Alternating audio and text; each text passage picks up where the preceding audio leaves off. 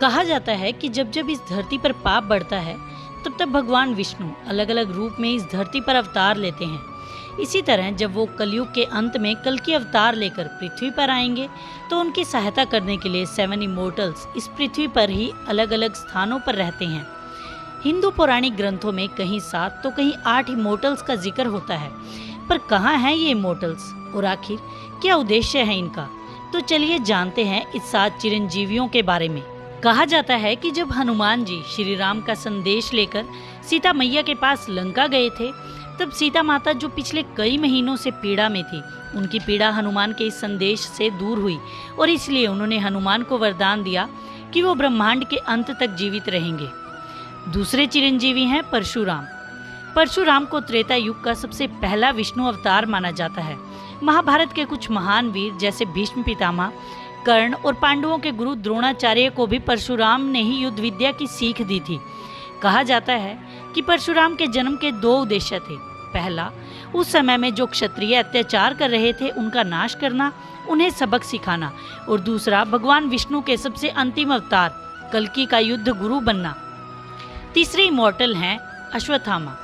अपने सबसे प्रिय मित्र दुर्योधन को खुश करने के लिए अश्वत्थामा ने पांडवों के वंश का ही नाश करने की प्रतिज्ञा ले ली थी।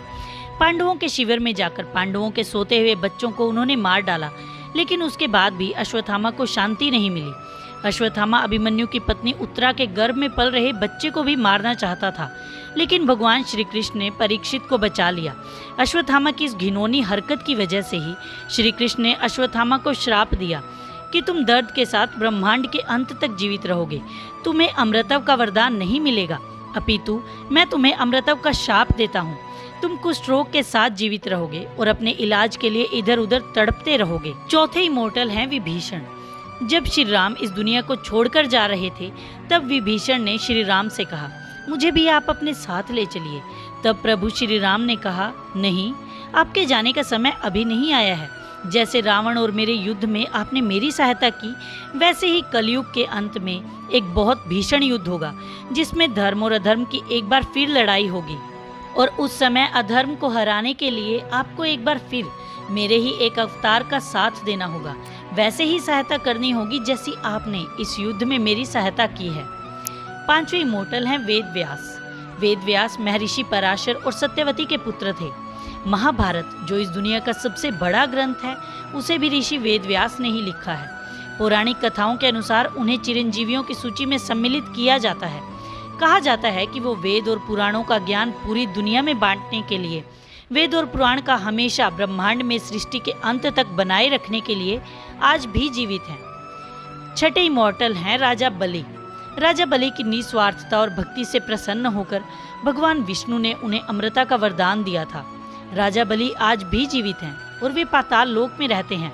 पौराणिक कथाओं के अनुसार ऐसा कहा जाता है कि राजा बलि कल्कि अवतार के दौरान सबके सामने आएंगे और कल्कि को कलिराज से लड़ने के लिए डिवाइन अस्त्र शस्त्रों का ज्ञान देंगे। सातवें इमोर्टल हैं ऋषि मार्कंडे। ऋषि मार्कंडे का जब जन्म हुआ तो ये निश्चित हो गया था कि वे 16 साल ही जिएंगे। मार्कंडे बचपन से ही शिव की भक्ति में लीन हो गए थे।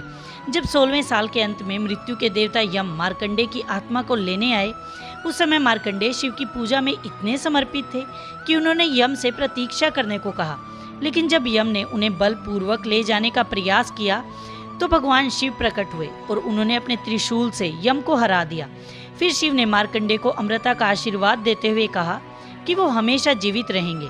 अब सवाल ये उठता है कि अगर चिरंजीवी इस पृथ्वी पर मौजूद हैं तो वे हैं कहाँ? अश्वत्थामा को लेकर दावा किया जाता है कि मध्य प्रदेश के बुरहानपुर में असीरगढ़ का एक किला है, जहाँ भगवान शिव का एक प्राचीन मंदिर स्थित है। बताया जाता है कि अश्वत्थामा हर सुबह यहाँ पूजा करने आते हैं और पुजारी के आने से पहले ही हर रोज़ शिवजी पर ताज़ा फूल चढ़ा हुआ मिलता है। और इसी मंदिर के आसपास 12 से 14 फीट के अजीब से लंबे से इंसान को कई बार देखा गया है, जो लोगों से हल्दी और तेल मांगता है। विभीषण के बारे में कहा जाता है कि वो श्री राम के बहुत बड़े भक्त थे, इसलिए वो हर सुबह जगन्नाथ मंदिर में भगवान के दर्शन करने जाते हैं।